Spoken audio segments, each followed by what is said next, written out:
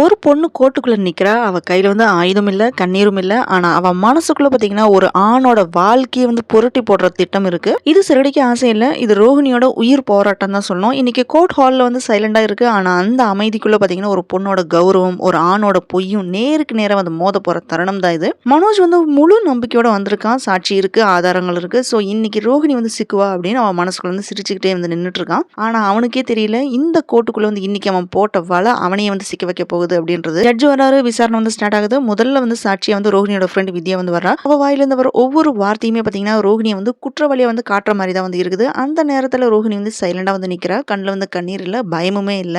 ஏன் அவ அழலன்னு பாத்தீங்கன்னா அவ கணக்கு போட்டுட்டு இருக்கா. அடுத்த நிமிஷம் அவ கேட்கிற ஒரே ஒரு கேள்வி பாத்தீங்கன்னா ஃபுல் கோர்ட் ஹாலையுமே நடுங்க வைக்குது. நீங்க இங்க உண்மையை பேசுறீங்களா இல்ல யாரும் சொல்லி கொடுத்து பேசுறீங்களா அப்படின்னு அந்த ஒரு கேள்வியை பாத்தீங்கன்னா மனோஜோட ஃபேஸே மாறிடுது. அதுக்கப்புறம் ஒரு சாட்சி, அதுக்கப்புறம் இன்னொரு சாட்சி அப்படின்னு ஒவ்வொருத்தருமே பேசுறாங்க. ஆனா ஒவ்வொரு வார்த்தையுமே ரோஹிணிக்கு எதிரா இல்ல, மனோஜுக்கு எதிரா தான் மாறுது. அப்பதான் ரோஹிணி மெதுவா ஒரே ஒரு சென்டென்ஸ் சொல்றா. நேத்து இந்த சாட்சிக்கு மனோஜ் பணம் அனுப்பியிருக்காரு அப்படின்றது. சோ கோர்ட் ஹால்ல அந்த ஒரு நடி ஃபுல் சைலண்டா இருக்காங்க. அப்போ ஜட்ஜ் போனை வாங்கி செக் பண்றாரு. டிரான்சாக்ஷன் கன்ஃபார்ம்டு இருக்கு அந்த ஒரு மெசேஜ். அந்த ஒரு செகண்ட்ல பாத்தீங்கன்னா மனோஜோட வாழ்க்கையை அவனோட கையில இருந்து நழுவுது. இது கேஸ் மட்டும் இல்ல, இது ஒரு பொண்ணு அவளோட கௌரவத்துக்காக அமைதியா அடிச்ச மிகப்பெரிய அடின்னு தான் சொல்லணும். இனிமே தான் ஆட்டம் ஆரம்பமே.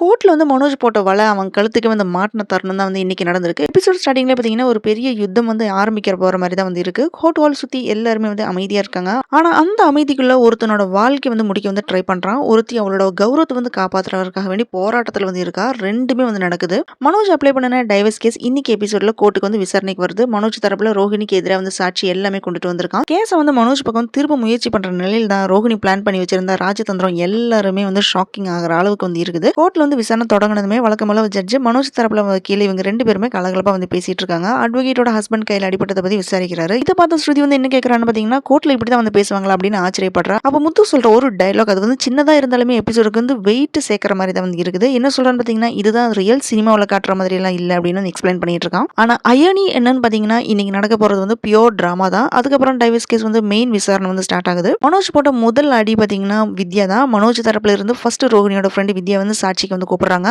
அவ பேச ஆரம்பிச்ச உடனே ரோஹிணிக்கு எதிராக வித்யா நிறைய குத்தத்தை சொல்றா. வித்யா சொல்ற ஒவ்வொரு வார்த்தையுமே ஒரு கத்தி மாதிரி இருக்குது. அந்த நேரத்துல ரோஹிணி அமைதியா இருக்கிறது ரொம்ப பேருக்கு டவுட்டா தான் தெரியும். ஆனா அது அமைதி இல்ல, கணக்கு போட்டுட்டு இருக்கா. வித்யா பேசிட்டு இருக்கும்போதே உடனே ரோஹிணி பதிலடி கொடுக்குறா. ரோஹிணி என்ன கேட்கறான்னு பாத்தீங்கன்னா, இவ தனியா பேசுறாளா இல்ல யாரும் சொல்லி பேசுறாளா அந்த ஒரு கேள்வி ரோஹிணி கேட்ட உடனே கோர்ட் ஃபுல்லா சலசலப்பா இருக்கு. இதை கேட்ட உடனே வித்யா ஸ்பான்டேனியஸ்லி பேசவே இல்லை. அவளோட ஹஸ்பண்ட் முருகனும் முத்துவும் சொல்லி தான் இப்படி போய் சொல்ல வச்சிருக்காங்க அப்படின்னு ரோஹிணி சொல்றா.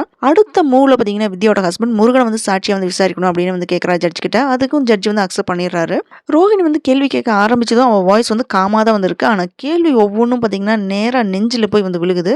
முருகன்ட்ட அடுக்கடுக்க கொஸ்டின் பண்றா ரோஹிணி. முத்துக்காக நீங்க எதுவும் செய்வீங்களா அப்படின்னு கேட்கறா. முருகன் சொல்ற பதில் தான் ஃபுல் கேமே திருப்புது. அதுக்கு முருகன் என்ன சொல்றான்னு பாத்தீங்கன்னா, முத்து மீனாவும் தான் எங்களோட மேரேஜ் நடத்தி வச்சாங்க. அவங்க சொல்றது எதையுமே செய்ய தயங்க மாட்டேன் அப்படின்னு சொல்றான். அந்த ஒரு லைன் ரோஹிணி உடனே கேட்ச் பண்ணிக்கிறா. அவங்க சொன்னனாலதான் இங்க பொய் சாட்சி சொல்றீங்களா அப்படின்னு கோர்ட்ல ரோஹிணி ஆர்கியூ பண்றா. அப்ப மனோஜோட ஃபேஸ் பாத்தீங்கன்னா ஃபர்ஸ்ட் டைமா கொஞ்சம் சேஞ்ச் ஆகுது. மனோஜ் விடுற மாதிரியே தெரியல. அவனோட நெக்ஸ்ட் வெப்பன் மணி. அதுக்கப்புறம் மனோஜ் தரப்புல இருந்து கறிக்கடைக்காரர் மணியை சாட்சியா கூப்பிடுறாங்க. அவர் ரோஹிணிக்கு எதிராக பேச ட்ரை பண்ணனாலுமே ரோஹிணி அவரோட குத்தத்தை டெஃபினெட்லி மறுத்துறாங்க. இந்த இடத்துல தான் ரோஹிணி உண்மையான சிங்கமா மாறுறா. அவன் நேரா ஜட்ஜிட்ட என்ன சொல்றான்னு பாத்தீங்கன்னா, நேத்து தான் மனோஜ் இவங்களுக்கு பணம் அனுப்பியிருக்காரு. இதனாலதான் இவர் பொய் சாட்சி சொல்ல வந்திருக்காரு. வேணும்னா அவரோட மொபைல் செக் பண்ணி பாருங்க அப்படின்னு ஜட்ஜிட்ட ரோஹிணி சொல்றான். கோர்ட் ஹால் பாத்தீங்கன்னா ஒரு நிமிஷம் ஃபுல்லா அப்படியே அப்சல்யூட் சைலன்ஸ்ல இருக்கு. இந்த இடத்துல தான் ரோஹிணி பிளான் பண்ண ராஜதந்திரம் வெளிச்சத்துக்கு வருது. நேத்து ஷோரூம்ல ஆர்டர் ரிலேட்டடா பணம் அனுப்பணும் அப்படின்னு சொல்லி மனோஜோட போனை வாங்கின ரோஹிணி அந்த போன்ல இருந்து 10,000 ரூபாய் கறிக்கடைக்காரருக்கு அனுப்பி வச்சிருக்கா. சோ அந்த விஷயத்தை தான் இன்னைக்கு கோர்ட் விசாரணையில ஆதாரமா காமிக்கிறா. மனோஜோட போனை ஜட்ஜ் வாங்கி செக் பண்ணப்போ உண்மையிலே கறிக்கடைக்காரருக்கு பணம் அனுப்பிக்கிறது டிரான்சாக்ஷன் கன்ஃபார்ம்டு அப்படின்னு இருக்கு. அந்த ஒரு செகண்ட்ல பாத்தீங்கன்னா மனோஜோட உலகம் அப்படியே சுத்தி கீழே விழுந்த மாதிரி இருக்குது. பணம் கொடுத்து தான் சாட்சி கூட்டிட்டு வந்திருக்கேன் அப்படின்னு ஜட்ஜ்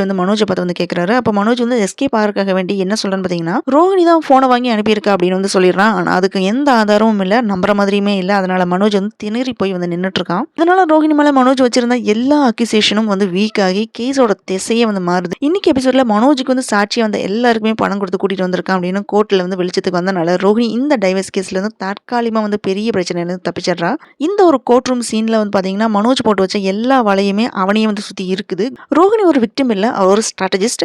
இன்னைக்கு ரோஹிணி ஃபுல் கேஸ்ல இருந்து ஜெயிக்கல, ஆனா மனோஜ் கையில இருந்து அட்வான்டேஜ் ஃபுல்லா வந்து பறிச்சுட்டா. சில நேரம் பாத்தீங்கன்னா சத்தமா கத்துறவங்க ஜெயிக்க மாட்டாங்க, அமைதியா பிளான் பண்றவங்க தான் கோர்ட்லயும் சரி வாழ்க்கையிலயும் ஜெயிப்பாங்க. நெக்ஸ்ட் எபிசோட்ல மனோஜ் எப்படி கம்பேக் கொடுக்க போறான், இல்ல ரோஹிணி இன்னும் பெரிய அடியை வந்து தயார் பண்ணிட்டு இருக்காளா, இமோஷனல் இன்டெலிஜென்ட் அந்த மாதிரி பியூர் கோர்ட் டிராமா தான் வந்து காமிச்சிருக்காங்க. இன்னைக்கு கோர்ட்ல ரோஹிணி ஜெயிச்ச மாதிரி வந்து தெரிஞ்சாலுமே அது முழு ஜெயம் இல்ல, ஏன்னா இது ஒரு வழக்கு முடிவில்லை, ஒரு போர் ஆரம்பம் தான் சொல்லணும். மனோஜ் வந்து இன்னைக்கு சிக்கிட்டா, அவன் போட்ட பொய் சாட்சி எல்லாமே அவனையே வந்து நெருங்கி கடிச்சிருச்சு. அவன் முகத்துல வந்து அந்த பயம், அது தோல்வியில அது பழி வாங்குற தீயா வந்து இருக்குது. ரோஹிணி கோர்ட்டை விட்டு வந்து வெளியே நடக்கிறா, அவ மெதுவா தான் வந்து நடந்து போறா. ஆனா அந்த ஒவ்வொரு அடியிலுமே சரி ஒரு பொண்ணோட வலி இருக்கு, ஒரு மனைவியோட அவமானம் இருக்கு. நான் தப்பிக்கல, இன்னும் நிறைய சிக்கல் வரப்போகுது அப்படின்றது அவ கண்ணிலேயே வந்து சொல்லுது. மனோஜ் வந்து திரும்பி பார்க்கறான். அவன் மனசுக்குள்ள ஒரே ஒரு குரல் தான், என்னன்னு பாத்தீங்கன்னா, இன்னைக்கு நீ தப்பிச்சிருக்கலாம், ஆனா நாளைக்கு அவனுக்குள்ள வந்த அந்த ஒரு கோபம் அடுத்த எபிசோட்ல வந்து ரோஹிணிக்கு வந்து பெரிய புயலா வந்து மாறப்போகுது. இந்த கேஸ் மனோஜ் ரோஹிணி 2 பேருக்கும் மட்டும் இல்ல, விஜயாக்கும் சேர்த்துதான். ஆமா, இன்னைக்கு ரோஹிணி போட்ட அந்த ராஜதந்திரம் நாளைக்கு விஜயாவை வந்து நேரா கோர்ட் பெஞ்சுக்கு முன்னாடி நிக்க வைக்க போகுது. ஒரு பொய்ய மறைக்க இன்னொரு பொய், அதை மறைக்கிறதுக்கு இன்னொரு தியாகம், இப்படி சிக்க போறது யாரு, ரோஹிணியா, மனோஜா, இல்ல விஜயாவா? இன்னைக்கு முடிஞ்சது ஒரு கோர்ட் ஹியரிங் தான்,